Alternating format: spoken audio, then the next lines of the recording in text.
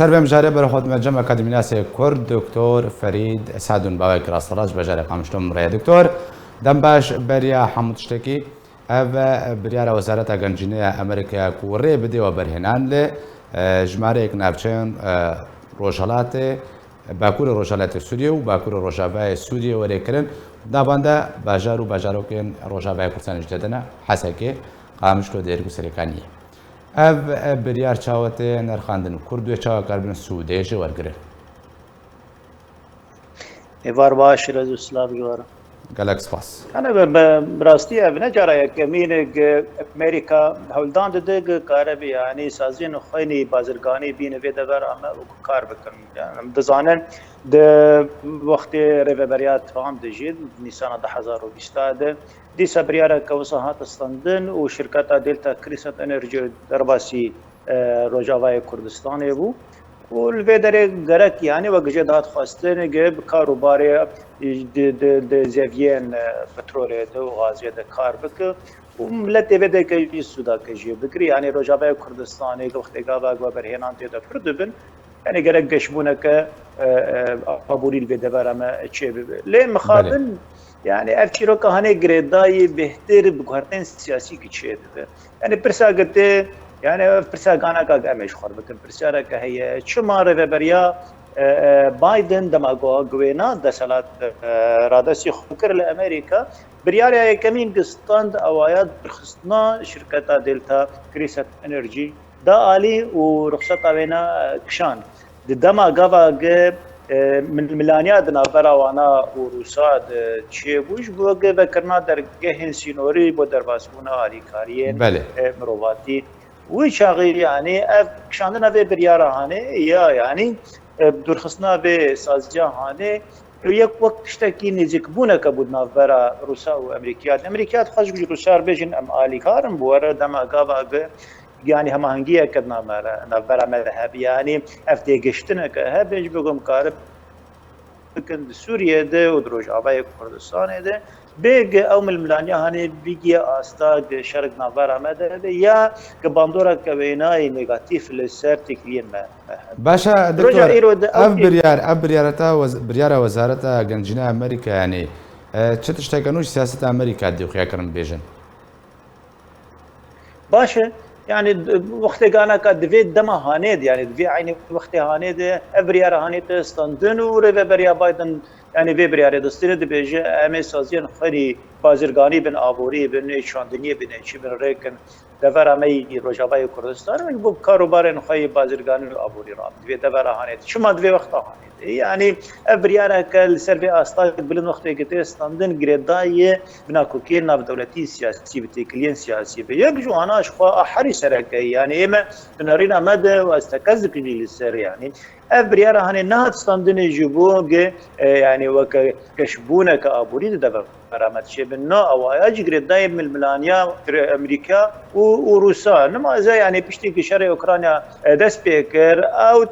كل نابرا روسا وامريكا دبيا او هم هنجاك نابرا واده ابو وك هفتي گشتنا كتفهمك نابرا وانا ذهب وجبل السوري برزغريكي وانا يعني تعالوا زي تشينا برزغريكي وانا ما ظن بن قريبا جابدو فهم كربانا انه تبريارين سر استقبل نين استندن جي خرابي بهتر بدك برفرحنا انا كان روس وامريكي يعني و استا جي نابرا وانا تي بريند سوريا دي بشتي باشا دكتور يعني بدرت قاسم اما جبشن دبدم دنابا نافچين کو بو برهان ته دوره کرن سره کانیه جالي گروپن چکدار و گروپن چکدار ته نه کنترل کرنا جالي خوبا اجبر چعفرين جه و برياره امريكي هتا دور خستن عفرين تايبتمنديه كوينا وبخا يعني حطنا انا كقد يعني دفرين جفي سيزاين قيصري هاتن دور خستن يعني تبان خديت تشتكي بالكيشن بهتري وانا ندبرين كردين يعني بهتري وانا على رقه ودراز زوري قوان دفرين هانين يعني دفرين كردي حطاني انا كان كتن بين سيوانا ببريار هاني دي جوي بيجن والله وسازين بازرغاني المازن القامش لي بكارو باري خراب حطاني روجا ايرون يعني نبس افسازين بازرغاني يعني سازين مروباتي ايج الفيدك يعني او كوميتي الفيدك كارد كن يالي ناب دولتي بحطانا القامش تكاري ناك من القامش لون يعني دبرين كردي بهتري كاروباري وانا لآلية لهيلا ديرا زوري ورقا وانا باشا يعني دكتور فردا برسا وتامجب خالق گرین کرج برچه نافچین کردی لسر تبايا استان دام دزگهن سد نتوین یگرتی با ولاتین اروپی به هاتیه پشتگوه خواستن تکاری تیده ناکن بس تن نافندوار بدره کاری و بهترش بو نافچین عربینا تمام ده سدمين انا يكجي او انا ليد نارن يعني دبران كردي يعني رجيم تيد ما يحطاني انا قات خرابي تيدا تشينابون تويراني تيدا تشينابو يعني القامش ليد نارن دبركت من كنترول رجيم دي باجارك حطاني انا على رجيم تيد بلند وسازين ويناي لشكري او لهي تيدانه فشما بين دبرك كار بكن ليد نارن اواد من كنترول رجيم ابي يكجي عادي وانا نارن انه رقه ودبرين تيد خابتن برد من كنترول داعش ابوني يعني ويرانيك لو انا شيء ويا كشتنك لو دبر هاني شيء ويا كوجبريا كشيء ويا فدفين وانا البدك كار هنا وانا دبيجن ام درباسين نافچین قیران المازن تشيبون ام الوده كي كاري خد كبر افكار كي مروباتي يعني باشا دبر ما بتشين بافسدنا هيك سدنا دوا يعني سدما دواجي يعني افسازين قدر بس بيده كده يعني دانوستاندنا وانا بريفبريا خسرنا ندرسته يعني دانوستاندنا كحطاني انا كوقت يعني وقت شويه ك خرابيتي ده حطاني انا كريفبريا خسر بارنا الكاره قف كسنا الفيديو الدفرة يعني انا ام اف كوميتا برو احسان ابا الفيل الدفرة ما حطاني انا قالي كاريا وانا درباسي تاخن كردان ابل بيتر تاخن عرب حتى قد مش يجي يعني كما اجبريت وانا نايب كرن بين هليليك وبين عنتري بين وانا علي ريفبريا خسر يعني من الملانيه كسياسي جي هي نايل اف كوميتا يعني درباس باشا دكتور مبين تبحث تقولكو ربيع خسر نالي كارب